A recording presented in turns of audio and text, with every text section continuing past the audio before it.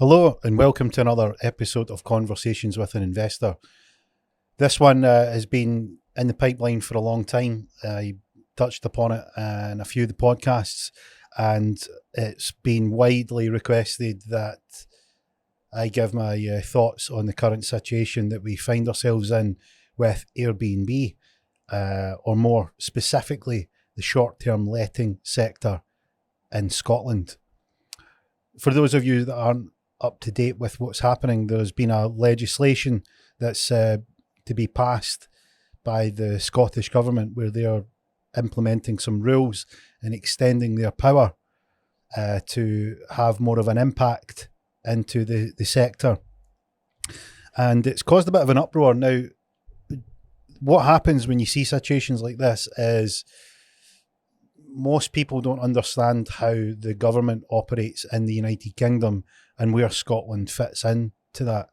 And it's probably a topic for another video. But to keep it simple, essentially, the government in Scotland has certain powers that they can institute some rules if they don't get any resistance from the population. And the short-term letting licence has had serious pushback, and we want to dive into has that got merit and why people are pushing back.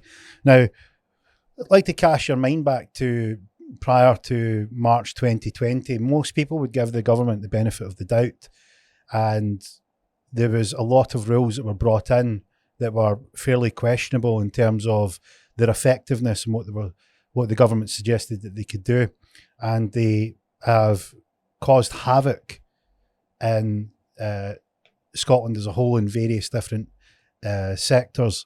They've affected essentially the normal, man, woman and child, and not for the better. The Scottish Government has been caught up in some embarrassing situations in terms of how they've operated, some of the rules that they've instituted, some of the things that they've got up to. Now, it's not to criticise them. People are human and they make mistakes, but the combination of making mistakes and then, not being accountable for them and also creating the rules that have caused those mistakes is a recipe for disaster, especially if you want people to believe that you are the power or authority to run a country. So let's go over what the licensing covers.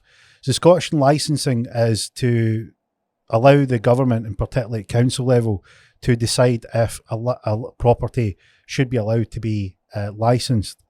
And they carried out a consultation where they found out essentially what the lay of the land was in terms of the sector, how many properties were listed, what areas they were in, what type of people came to stay there, and generally what the impact was. And for the report, it was put together in such a fashion that it would give you a snapshot of what was going on.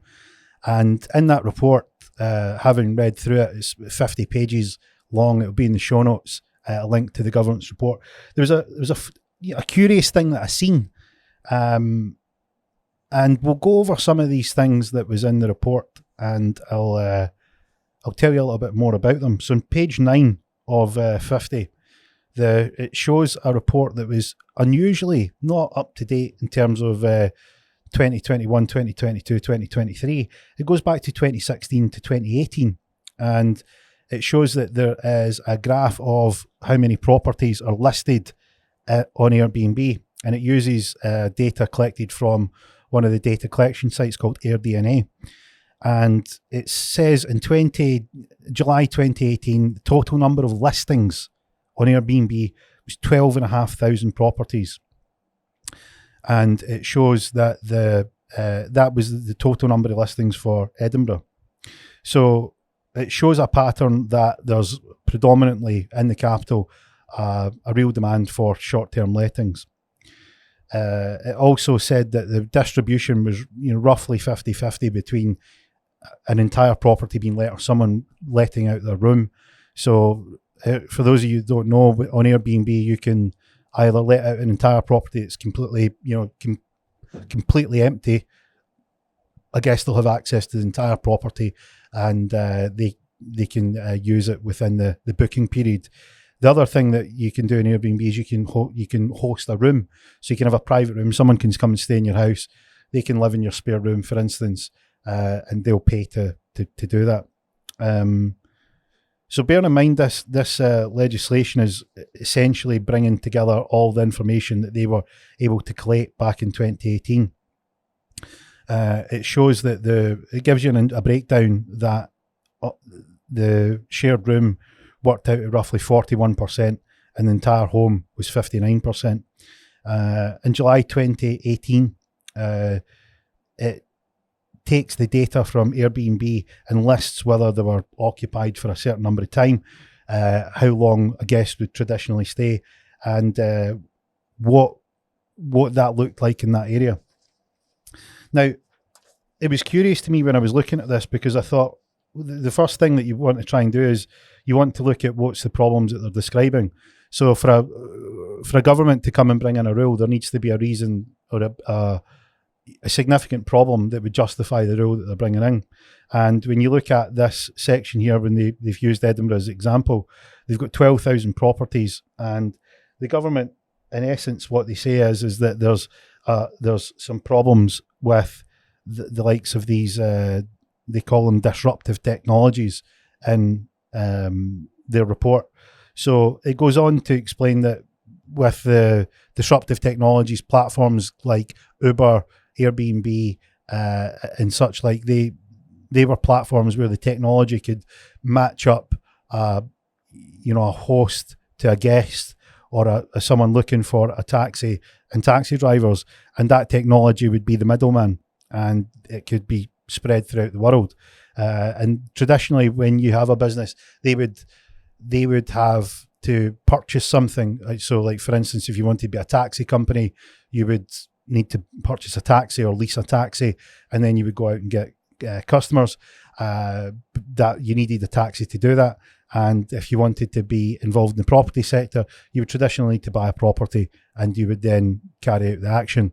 Where these disruptive technologies were different is that they would have the technology that would marry the two of them up. They didn't actually need to be involved directly with the sector. So, for instance, Facebook is advertising, Uber is taxis, Airbnb is properties. So Facebook don't own any companies that advertise. Airbnb don't own any properties that they host, and Uber don't own any of the taxis that they have. So that's what they mean by disruptive technologies. So in short, it gives you some of the benefits that comes from short-term lettings. So bear in mind that the advantage of short-term lettings is there's some people that really require it, and they in fairness to them, they list it here in the report. So they've got things like reallocating corporate tenants. If someone is moving with their job, they can put them up in the property until they get something more permanent. People who are maybe looking to move to an area, they can try out a property on a short-term basis, figure out if it's where they want to stay, and then make a bigger commitment via purchasing a property. Owners who own their house and maybe are looking for some income. So maybe you work away, your property's empty, you can make some money while you're away. Maybe you've got a holiday home where a second home that you visit, and you're only there 3, 4, 5, 6 weeks out of the month, and you want to generate some income to cover costs. Another great tool, great way to cover your maintenance costs, maybe make some extra money. And with a lot of infrastructure work, which the government create through infrastructure projects, there's contractors that are looking to carry out that work, but they're generally not from the area, so they'll need somewhere to stay. And when they're looking for somewhere to stay over a period of time, generally they'll prefer something that is more like home. So a house or an apartment or a flat is absolutely ideal. It's more homely than, for instance, a hotel room. So you can see the appeal. So, and you've even got like existing homeowners. Maybe you've got a big property, the kids have moved out, you've got some spare rooms there, you can rent them out on Airbnb. You've got things like the Fringe. For instance, this report relates to Edinburgh. You've got things like, the Fringe, people visiting for any events that are on. So you can see that there's a supply and a demand. There's a need there. What it goes into as well is that what's they asked for what was the potential revenue that was generated from this. So one of the government's main functions is that they bang on about creating jobs. So the whole idea is that your population, the people that you serve, because the government is essentially public servants, the people that you serve are looking for you to make the best of what's there. And one of those things that people look for is the opportunity of employment. And there was some information that was checked out from the rental sector, which says that Scotland supports 15,000 full-time equivalent jobs and generates a revenue of £723 million of economic activity. So let that sink in. That in this report, they've worked out that there is 15,000 people that are employed through this short-term sector, this people letting their properties out on a short-term basis. And the revenue that comes into Scotland is an additional £723 million. So this is life-changing for people out there that wouldn't have otherwise had a job, or wouldn't have had, there wouldn't have been the money generated in the area. So you can see that this has got a significant impact, and that you can't deny that. So it's difficult for the government to make a cause that is a bad thing, because one of its main roles is to find employment, and it's very clear that the short-term rental market sector is doing just that. So it lists some of the problems, and here's where it starts to get a bit of an issue. And listening to Stephen Bartlett's podcast with the Airbnb creator, Brian, he went into some of the issues that they faced over the years. And when you listen to that podcast, you've got two business people that have a pragmatic view of the situation, and generally what they have is a view that they're looking at it from different perspectives. So there'll be people out there that do not give a hoot about what the sector is, couldn't care less. You've got people that completely rely on the sector. It's their job, it's their livelihood. They may have a business, and it's very, very important to them. And you've got some people in the middle that probably do okay and don't know how it actually affects them, but see it's quite as a positive thing. So the government tried to list some of the problems, and here's where it gets a little bit tricky, because what they say is that and again, what they don't seem to list here is any evidence. So on the previous parts of the report, they reference where they've got the evidence, and in this part it's severely lacking. So some of the range of problems that they've said that have came to light is loss of residential housing. It says lack of availability and choice, higher rents and higher house prices, reduced community cohesion through high property and transitory visitors. Now, you may have heard me speaking about this in the last podcast, but you've got the government, and the government does many things. And one of the things that the government does is they're the gatekeeper for who builds property. So the government has a planning department that is the gatekeeper that either says yes or no to creating new homes. So they have the key to deciding, or the lever to decide if they want more homes or they want less homes. And I think they miss that in this report is that if they are saying that a big part of this is that there's a significant impact by Airbnb or short-term let properties, what you would need to draw your attention to is how many properties is there that are listed as short-term lets, and how does that compare to the total number of properties? Because there's no reference here to reference how they evidence this, and you have to go looking. Luckily enough, I'm not too bad at that. So what I have here is the National Records of Scotland information. I'll put the link in the show notes. And bear in mind that the report listed the predominant area for Airbnbs was Edinburgh, and the total number of listings as of 2018 was 12,000. So what you would look to try and conclude if you wanted to validate the government's point that there was a dramatic reduction in the available properties, what you would need to say is, what you would need to find in the data is that the numbers add up. So there's a significant enough of these properties that are being drawn out of the supply. And when you look at the total number of properties in Scotland, that number is 2.67 million as of 2021. And there's 12,500 on the Airbnb report as of 2018. Now, you don't need to be Carol Vorderman or a data analyst to go, it doesn't seem to make sense. Because if you were suggesting that there was, 15, 20% of the properties that were taken out of supply and put to short-term lets, you would look to see a big number, and that number on 2.67 million, you're looking at 400,000 homes. And it's just nowhere near that. It's a tiny number relative to what they're proposing the problem is. So that's the first sort of red flag when you look at the potential problems is that, first of all, they don't have any reference. And when you look at the available information from their data, it shows that it's miles off. Now, let's not be critical of the government, but let's try and measure of the sentiment of the population. During the events that happened in March 2020, the government instituted rules that they asked the population to carry out certain things, and they asked them to stay locked in. They asked them to take some, how would you put it, experimental medication. They asked people to not go near their family, asked people not to drink, they asked people not to go to work, they asked people not to go out, asked people to not wear masks.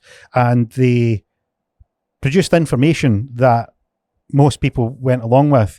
But after a while, they started to question it because there was some contradictory information in terms of what the government were suggesting and what the data actually said. And I think what we're seeing now is that prior to March 2020, there would have been the majority of people would have given the government the benefit of the doubt. And I think that they've exhausted that. It seems that way, that the sentiment of the people is that we don't quite feel that we're giving you the benefit of the doubt. We need to look into it a little bit further. And the loss of the residential housing is another example of that, because quite easily we've demonstrated that it brings in a significant number of jobs for a relatively tiny proportion of the properties that are available in Scotland, and it brings in a significant amount of economic activity. So another startling figure that I found out from the National Records of Scotland is that, bear in mind, the number's 12,500 as per their report that they listed in 2018 as their measure of why they should bring in this legislation. And the total number of properties in Scotland, dwellings that are empty, is 88,000. Let that sink in. That's around 5 to 6 times the number of properties that are empty, more than what's listed in Edinburgh in this report.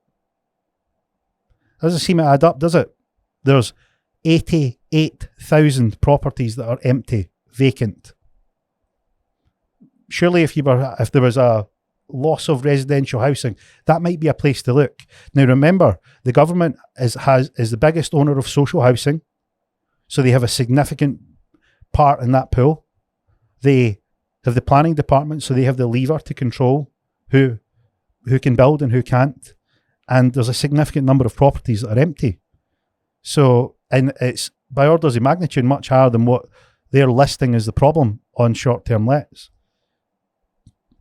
So it's worth considering if they've got their numbers correct. Certainly if there's more to it, more than happy to look at it. But based on what they've provided in their extensive report that's 50 pages long, there's more questions than answers here. So they say the next thing is loss of amenity to a neighbourhood through antisocial behaviour of guests, rubbish, littering, lack of focus on maintenance and repairs, and so on. Now this is crazy. So as a property guy for a substantial number of years, let me tell you right here and right now, this isn't a short-term let thing. This is a people thing. Remember the saying, you can't pick your neighbour. You can't. What happened? You got a guest that's in for 2 nights, and they cause havoc, you kick them out. The booking's done. You got a tenant that wreaks havoc at the minute that's a private residential tenant. You can't kick them out. Do you know why you can't kick them out?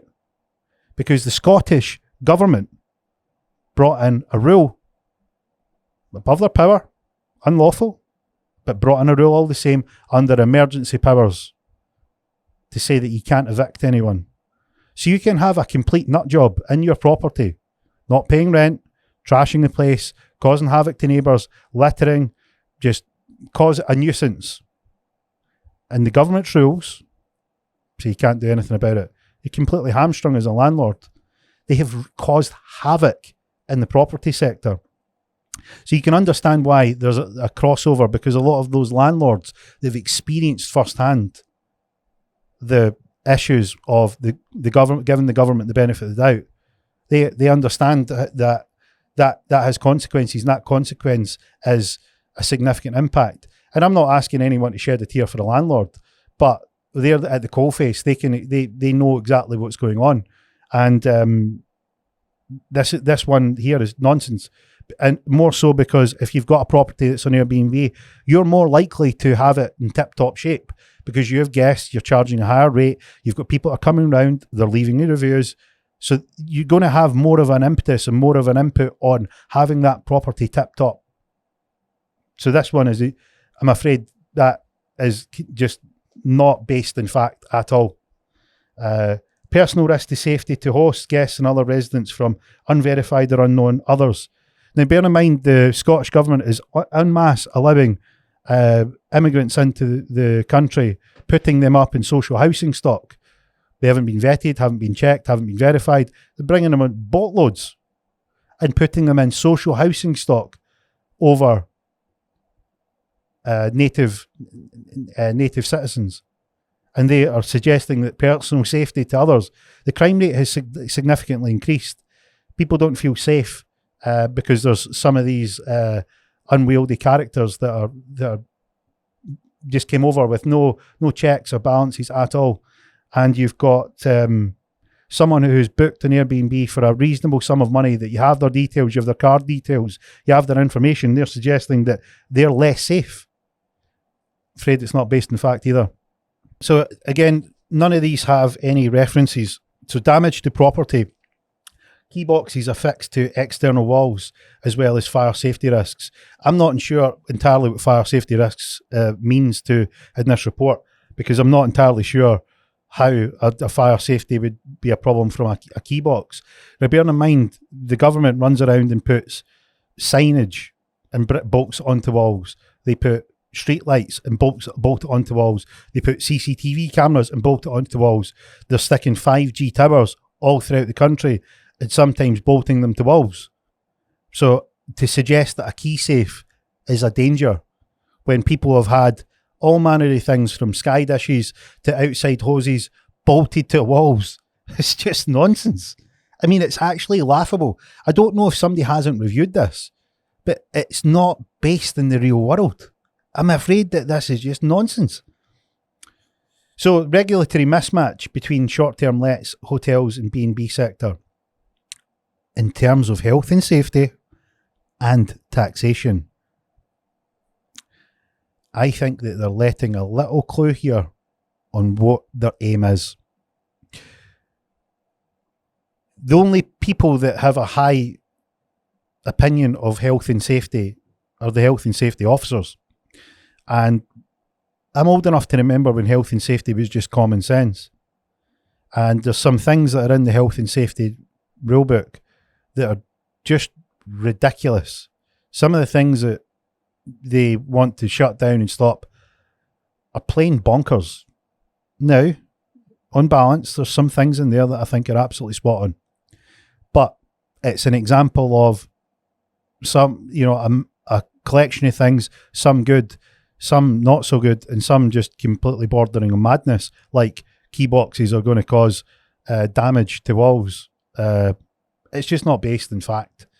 Poor visitor experience as well. They go on to say this. Poor visitor experience for guests and other visitors hoping for an immersive experience in local culture and the ratio of guests to local residents is too high. I don't know. That's just somebody in a marketing department's come up with that. I don't know what they think. I've stayed in many short-term lets around the world. I'm not going round chapping the neighbours' doors looking for an immersive experience. If you are, I'd like to hear from you. But knowing what this industry's about and looking at it in detail and in depth, this is just complete madness. It's something that somebody's wrote to sound really good, and it's nuts. They go on to say enforcement of guest and host compliance with existing statutory and voluntary requirements, e.g. code of practice. Again, they're just pointing out that they want to start to implement more rules, and those rules are pointing to chaos. They're looking to solve a problem that doesn't exist. Because remember, as we discussed earlier, it's not a people, people are people. You have a problem customer, a problem client, a problem brother, a problem sister, a problem cousin, somebody you work with that's a problem. Like there's all sorts of people that are just havoc. There's just people who don't get on. So to say that this is refined or targeted on Airbnb style properties is just laughable. Loss of revenue to public authorities. For instance, the Barclay Review reported ineligible properties benefiting from small business bonus scheme. Well, what do you know? The government, who tax you for roads that they don't fix and tax your car that's to fix the roads and want to send you a council tax bill to your house that you've already paid for out your income tax, are now concerned about they're missing out. I think they're letting on about where this is going and why they want to get involved in it. They want to get their hooks in and implement rules so that they can bring in a taxation. And they want to be able to control who gets to play the game, and they want to control how much they can tax you for it. They do put this in here. Now, you always read the small print in these reports. It says, whilst it's clear that these issues are causing concern, I'm not entirely sure to who, because it seems to be within their own echo chamber, because we've just been able to dismantle the majority of them. There is not always objective evidence of the instances or severity of the reported problems. And that's bureaucrat speak for, we don't actually have evidence. And that is why that they don't have any references. So it translates that they don't actually have a problem. What they do have a problem with that that's not within question, they want to tax this. They're losing revenue and they want to tax it. You've taken a property that is now available for small business rate relief, and we want to tax it because we were getting council tax and now we're not. We don't like that. We want our money. And you know what? There's a lot of Airbnb hosts that if they said, look, we want, the 50, 80, 100 quid, whatever the council tax charge, we'll lift the bins and we'll do our bit, but we want you to pay that. You probably get a majority of them going, okay.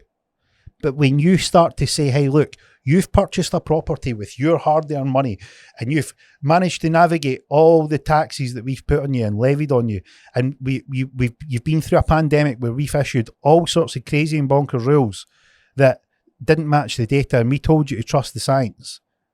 And now what you want to do is we want to bring in more rules to tax you further after you've saved up your money, purchased a property, you're paying a mortgage. The interest rates need to go up because our fiscal stimulus in terms of how we've deployed the capital, how we've deployed the relief and financial plans through COVID has now created a huge amount of money. So that's then created inflation, and now we're going to turn the interest rates up. And guess what? Because the interest rates are going up, your mortgage is going up. And what we want to do is ban you from renting out to somewhere where you could actually make the same money you would have done if the interest rates weren't turned up, i.e. short-term lets. And I know that we're driving the sector, and I know we've got Tourism Scotland, and I know we're trying to bring it in, and I know we've got gross domestic product, and I know we have the keys to the planning department and we can decide who builds it, and I know that we've got social housing stock, and I know that we're giving them to people that are asylum seekers and immigrants that are coming, across our borders without checks. I know that we're doing that, and I know that we're giving out welfare to them, and I know that we're doing that, but listen, we're short of cash. And we want you to put all that aside. We want to tax you. I think that we're getting closer to why people are pushing back. Maybe you didn't in detail see it like that. Maybe I'm showing you something that maybe intuitively you felt. Maybe you're just sick of these constant never-ending rules. Maybe the landlord rules that they brought in was the straw that broke the camel's back. But it's time now that we say, hey, look, enough's enough. And you can't really argue with it, because you look at what they've done since then, and they've set the date further and further back in terms of the guidance. There was a report in one of the news articles that said that there was going to be a holiday let collapse because only 50 people out of 15,000 applied for the license. That tells you, look, listen, the people have spoken. Remember, they lent you the power to carry out set of tasks, bring jobs, look after the country, check out make sure the services, street lights, look after the sick, and so on and so on and so on. And they've had enough, because you're not doing your bit. And with the fallout of COVID and some of the rules that you brought in and some of the rules that you made and some of the things that you're doing, it's not sitting well with people. And they're pushing back. And this is a place that they're pushing back. People have had enough, because you can only come to two conclusions. You either don't know what you're doing, as we've shown, the data shows that you don't know what you're doing, or you're trying to destroy it. And people aren't going to stand by for that. They've had enough. Now, just before we wrap up, I'll explain an article that was that I'd seen. So there was a guy that's he's put the Association of Scotland's Self-Caterers released this letter yesterday. The illegalities and potential illegalities of short-term lets legislation. So the background is, on the 1st of October 2023, the Scottish Government has made it plain it intends to go ahead with no amendments and no delays. It says that the wider tourism industry remains alarmed and to the extent of the known unlawfulness. And what they reference here is that there was a crowdfunding that had raised £300,000 and carried out a judicial review. And at that judicial review, the lawyers had presented this to the judge to say, we think there's a problem with this. Can you decide, can you judge what you think is appropriate? And that judge said that the Scottish Government and the councils were unlawful. So these guys they're not pulling this out of thin air. They had said that they were going to bring in these rules, and a judge had looked at the law and says you can't do it. It's unlawful. And we're not in a courtroom environment. We're not judges or lawyers. They're wonderful people, but thank God we're not. And they'd said, look, you can't do this. And some of the things that they'd listed, and we could go into detail, but we'll save that for another time. If you want another video like this, we can do a deep dive. Let me know. Comment below and we can do it. But here's some of the things that they'd suggested. So the laws that they believe were being contravened and breached include common law, the Provision of Services Act 2009, the Human Rights Act Article 1, Protocol 1, the Town and County Planning Scotland Act 1997, the Internal Market Act 2020, competition law, and it goes on to list the full article. And we'll put that in the show notes so that you can have a look. So what I want to close with is, people feel that they're powerless, and a lot of the time they'll say things like, what can I do? And that's pretty debilitating, because you think, well, what can you do? But the reality is this: when someone keeps pushing, at some point you say enough. At some point you say, look, enough's enough. And from what we can see here in terms of the lack of uptake, the really shaky data, a judge saying that this is unlawful, a judicial review, the amount of people that have raised funds to fight this, the clear data that shows that there's huge jobs that are being created and massive economic activity generated out of such a tiny number of properties relative to the available number of properties, it is so difficult to argue that this is a good thing. And we want to remain objective. We don't want to be biased. But when you look at the facts, I'm afraid they tell you everything you need to know. So hope you enjoyed that little deep dive into what's going on, what's current. Check out Stephen Bartlett's podcast with Brian, the creator of Airbnb. Friday the 13th, Thor's episode. Check the date, have a look. We could discuss this in detail. We talk about Shetland, what you could do up there, how to navigate these waters. So it's a great episode to check out. If you want me to go into a deeper dive and we want to get into the nitty gritty of this, let me know. I'm going to do some more research into finding the up-to-date reports. I'm going to get the data from the Airbnb statistics to find out how many listings are there. I'd like to get a before and after. And if you're out there and you're a host and you would like to maybe build a community, hit me up. I'm on all the social media channels, Conversations with an Investor. You can get me at my website, cwipodcast.com. You can email me at hello@cwipodcast.com. Get in touch. And from me this week, that's a wrap.